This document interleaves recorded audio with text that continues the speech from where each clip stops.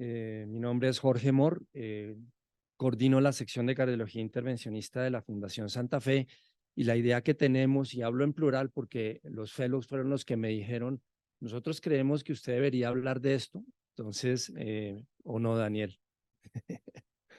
Entonces, la idea que tenemos es en los próximos minutos, con base en publicaciones recientes que creemos que pueden cambiar nuestra práctica clínica diaria, revisarlas un poco en detalle y tomar algunas conclusiones finales.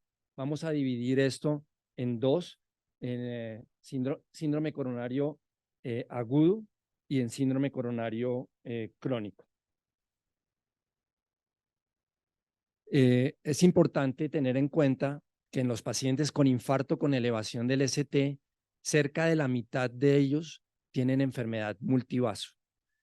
Esto definido como una estenosis severa, angiográficamente o visualmente determinada como más del 70% en un vaso de 2 milímetros o más de diámetro, en un vaso no relacionado con el infarto. Y también saber que estos pacientes con enfermedad multivaso e infarto con elevación del ST tienen mayor mortalidad y mayores tasas de reinfarto. Entonces, este es el dilema en el que nos encontramos hoy en día. Tenemos un paciente con un infarto anterior que tiene la arteria descendente anterior ocluida y nosotros lo llevamos a angioplastia primaria, abrimos el vaso relacionado con el infarto, dejamos una buena reperfusión, el paciente está estable hemodinámicamente, pero tiene una lesión severa de más del 70% en la arteria coronaria derecha. ¿Qué hacemos con esa lesión de la coronaria derecha? ¿La revascularizamos o la dejamos en manejo médico? Esa es la primera duda que surgió hace algunos años. Entonces, estas son las tres opciones. Revascularizamos al paciente de manera completa en el mismo procedimiento o en el procedimiento índice. Revascularizamos al paciente en un segundo procedimiento de manera completa y ese segundo procedimiento puede ser en la hospitalización índice o ambulatoriamente, o simplemente dejamos solamente tratado el vaso culpable y no revascularizamos las otras lesiones.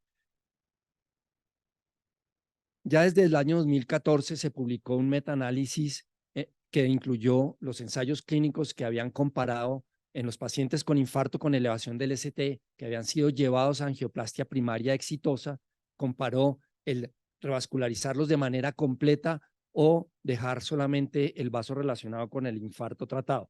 Y este metaanálisis mostró de manera contundente que había un beneficio de revascularizar de manera completa a los pacientes. Sin embargo, vale la pena aquí revisar que en el metaanálisis los pacientes que tuvieron beneficio fueron los pacientes que fueron tratados en un segundo procedimiento y durante la hospitalización índice.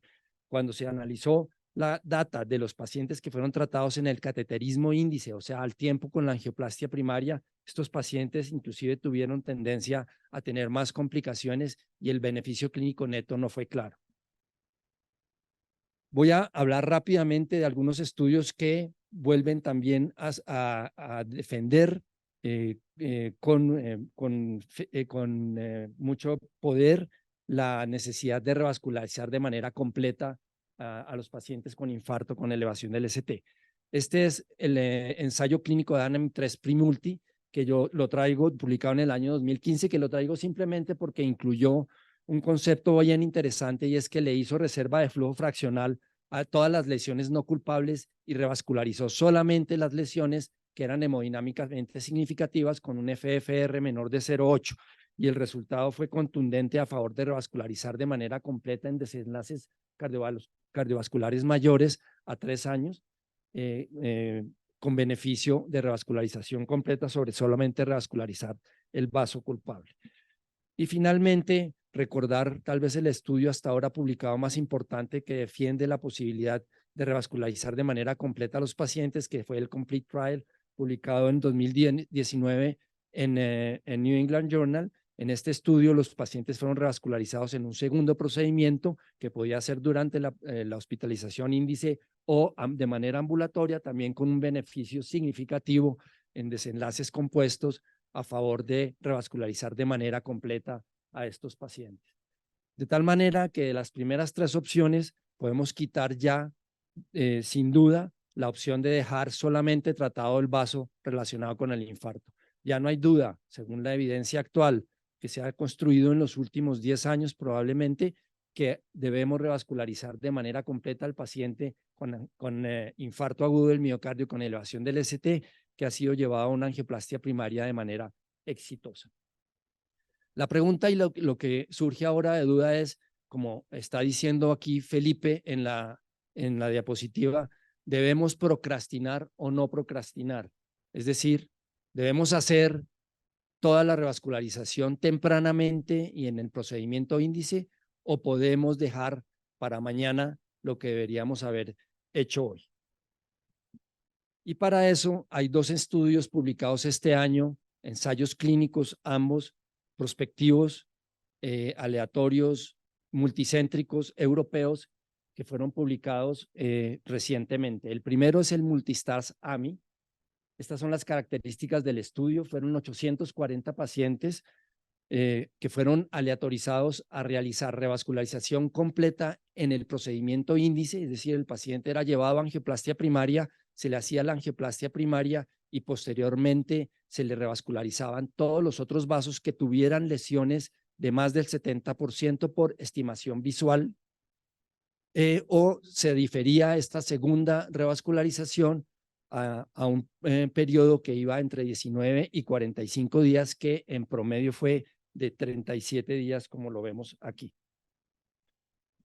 Se utilizó el stent Synergy de Boston Scientific. Este es un stent de platinocromio con un polímero biodegradable y everolimus como medicamento.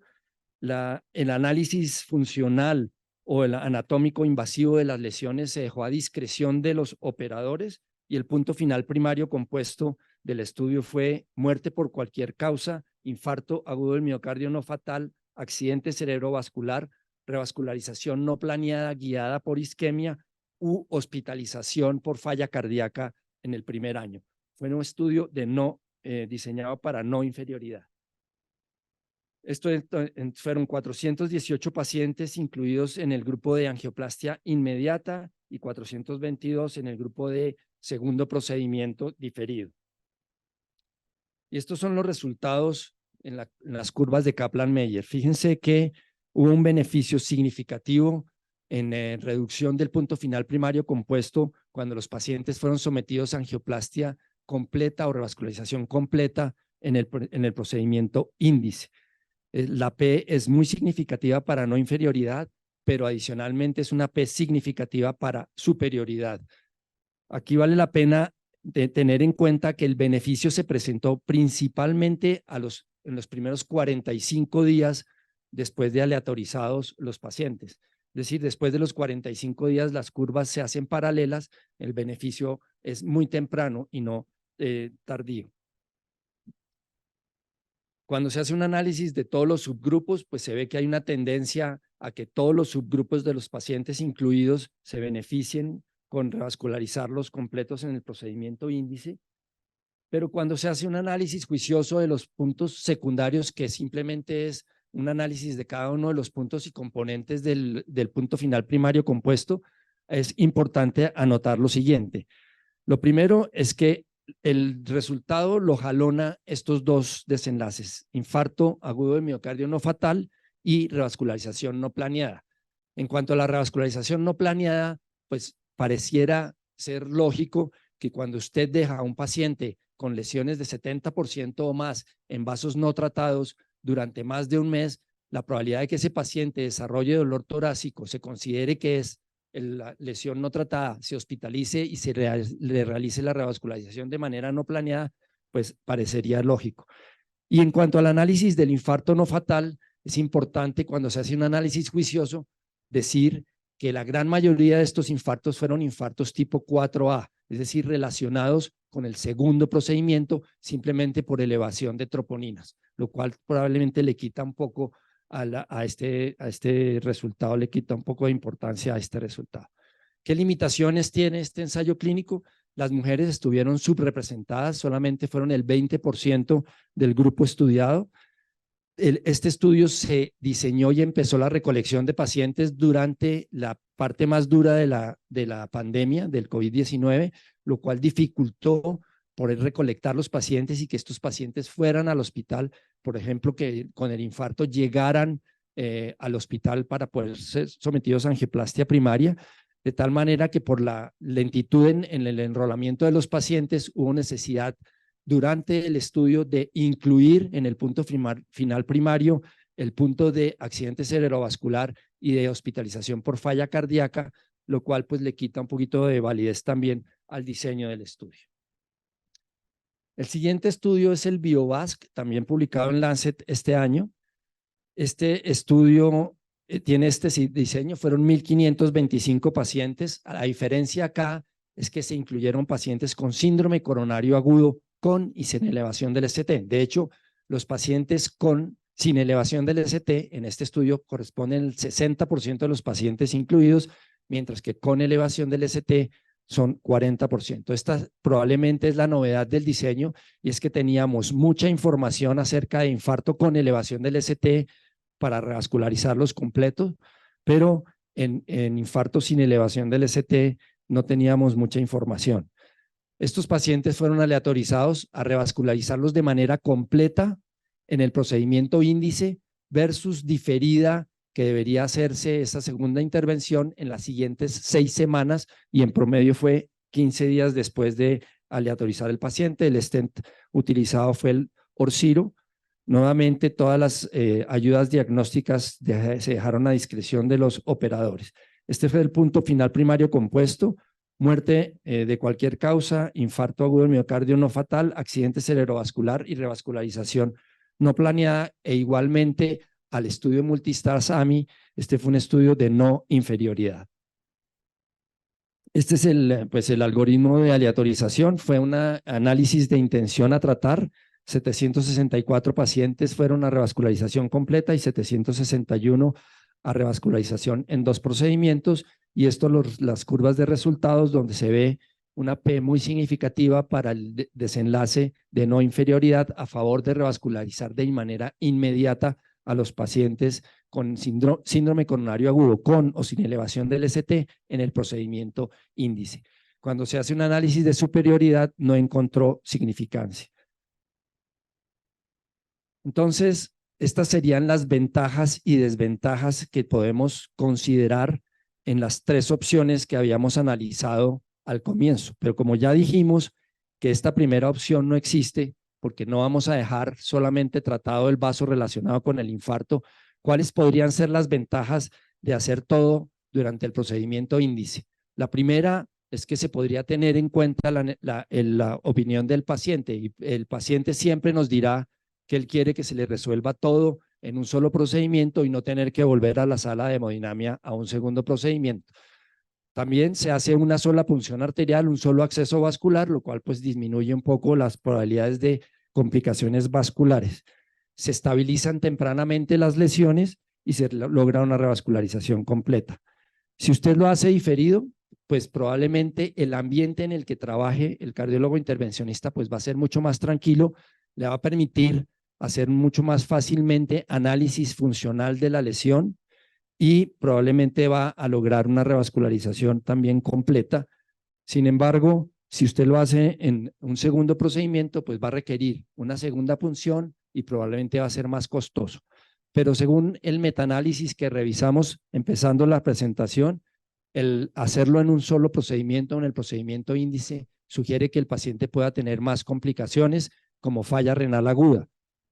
Y lo que nosotros hemos visto con nuestra experiencia ya después de muchos años de estar haciendo angioplastia primaria es que cuando tenemos complicación durante el procedimiento índice de un vaso no relacionado con el infarto, es una complicación que puede llevar tempranamente y rápidamente a choque cardiogénico al paciente por isquemia en un territorio no relacionado con el infarto. ¿Qué nos dicen las guías en este momento? Las guías americanas del 2021 nos dicen, con una indicación clase 1A, que los pacientes con infarto con elevación del ST sometidos a una angioplastia primaria exitosa y que sean estables hemodinámicamente deben ser llevados sí o sí a una revascularización completa de todas las lesiones angiográficamente significativas en un segundo procedimiento. Y las guías europeas publicadas ahorita en Ámsterdam en el 2023, ¿qué nos dicen? Nos dejan una ventana más abierta y es, debe hacerse una revascularización completa, pero esta se puede hacer en el procedimiento índice o en los siguientes 45 días después de la angioplastia primaria. Es decir, nos dejan una opción muy abierta a que hagamos lo que en principio queramos o acordemos con el paciente. ¿Qué hacemos nosotros en la Fundación Santa Fe hoy en día? Hacemos angioplastia solamente el vaso culpable en el paciente con compromiso hemodinámico severo. En el paciente con infarto con elevación del ST estable, hacemos angioplastia primaria y diferimos a un segundo procedimiento la realización de angioplastia en todos los vasos con lesiones significativas, pero este segundo procedimiento lo hacemos en la hospitalización índice, usualmente 48 horas después del procedimiento inicial, y estamos estimulándonos a que en las lesiones que tengan estenosis intermedias entre 50 y 70%, hagamos evaluación funcional de las mismas y, por supuesto, asociar el tratamiento médico óptimo.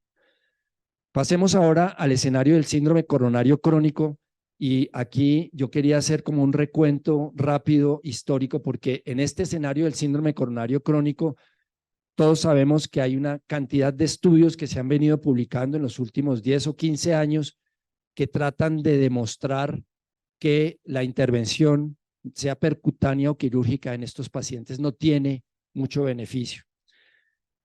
Para eso traigo algunos ejemplos. Este es el estudio VARI-2D publicado en 2011. Es un ensayo clínico que cogió pacientes con diabetes tipo 2 y enfermedad coronaria multivaso y los aleatorizó a manejo médico óptimo versus realizarles revascularización más manejo médico óptimo. Esta revascularización podía ser quirúrgica o por angioplastia, de acuerdo a lo que decidieran los diferentes grupos involucrados. No hubo diferencia significativa en ninguno de los dos grupos en cuanto a desenlaces cardíacos mayores. Hubo, para tener en cuenta, un crossover de 40% del grupo que quedó en manejo médico únicamente hacia la revascularización en algún momento en el seguimiento de estos pacientes. Aquí traigo simplemente esta tabla para mostrar que lo que sí hubo, por lo menos en los primeros años, fue disminución cuando se revascularizaba el paciente en la angina, y cuando se hace un análisis, aunque esta diferencia se fue perdiendo con el transcurso de los años, y esta diferencia es mayor o mejor en el grupo sometido a cirugía comparado con el grupo sometido a angioplastia. Yo siempre les comento a los fellows de este estudio, porque a mí me parece interesante entender que también hay una opción de tratamiento médico óptimo en pacientes con diabetes y enfermedad multivaso, que siempre tenemos la idea que el diabético con enfermedad multivaso tiene que ir a cirugía, y no necesariamente esa sea la mejor opción siempre. Muchas veces estos pacientes tienen pésimos lechos vasculares y una opción es dejarlos en tratamiento médico. Este es un reanálisis del VARI-2D hecho por Mayo Clinic y publicado en el año 2019, donde se hizo un análisis post-hoc, y en ese análisis post-hoc esta curva pertenece al subgrupo de pacientes que fueron en el tratamiento médico óptimo tratados con sensibilización a insulina.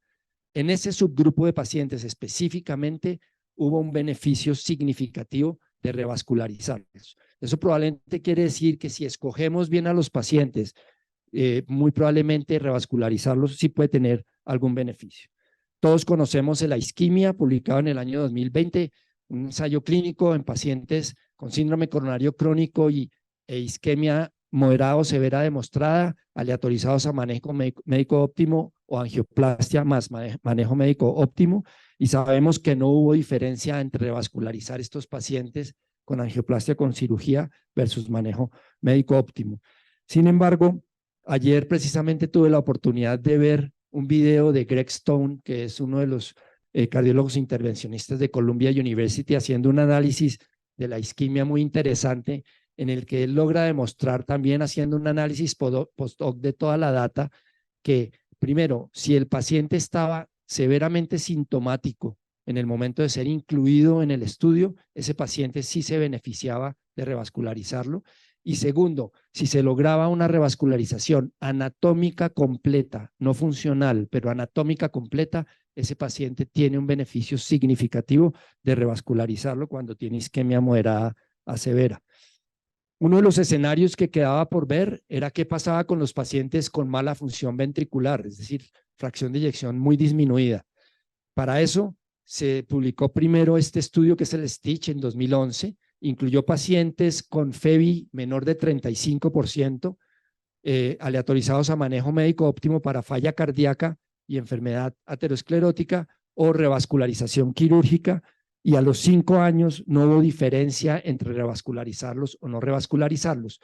Pero en el 2016 se publicó el STITCH extendido, donde a los 10 años ya las curvas empiezan a diverger y empieza a verse una diferencia estadísticamente significativa a favor de revascularizar estos pacientes con mala función ventricular, con cirugía y, por supuesto, enfermedad multivaso. De tal manera que probablemente en estos grupos de pacientes lo que tenemos es que esperar un poco más para ver los beneficios.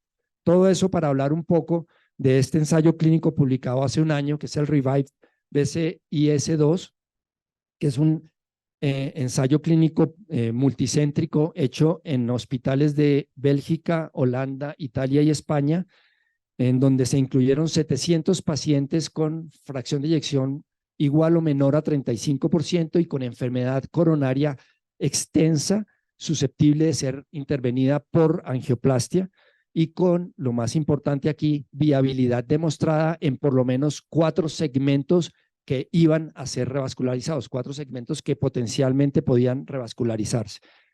Se realizó seguimiento a 2 años, se les hizo ecocardiograma al inicio, a los 6 meses y a los 2 meses, con este punto final primario compuesto de muerte u hospitalización por falla cardíaca. En cuanto a las características de los pacientes, solamente quiero anotar esto que me parece importante. 90% o inclusive más de 90% de los pacientes estaban o asintomáticos o con angina clase 1, es decir, levemente sintomáticos.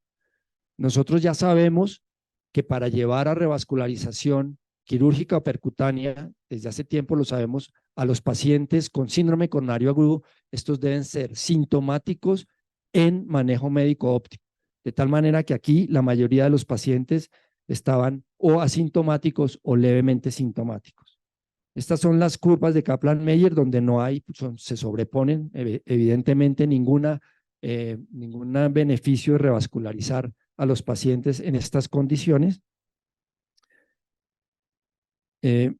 Aquí analizando los puntos secundarios, simplemente 2 cosas que se me parecieron importantes, y es que el infarto espontáneo fue mayor en el grupo dejado en manejo médico que en el grupo revascularizado por angioplastia, y por supuesto la revascularización no planeada fue mayor en el grupo dejado en manejo médico óptimo contra el resto de los grupos. Cuando se hizo el análisis de la función ventricular izquierda, no mejoró significativamente ni a los 6 meses ni a los 12 meses, y yo creo que esta es la parte más polémica de este estudio y probablemente también del STITCH, y es que se pone un poco en entredicho ese concepto que conocíamos de miocardio hibernante, que era ese miocardio con isquemia crónica que considerábamos, y muchas veces lo hemos visto, mejoraba de manera significativa y rápida una vez se revascularizaba el paciente.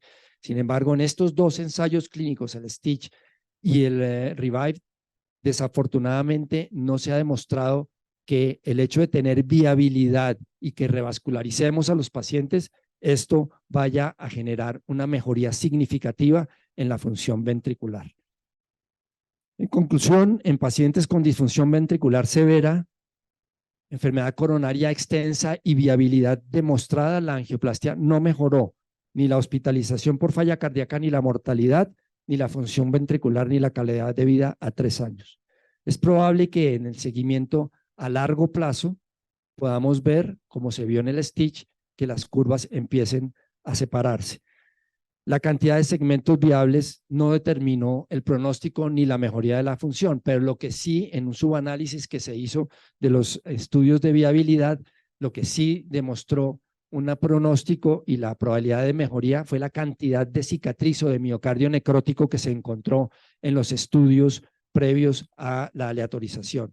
Entre más necrosis, menos probabilidad de recuperación y peor pronóstico para estos pacientes. Muchísimas gracias por su atención.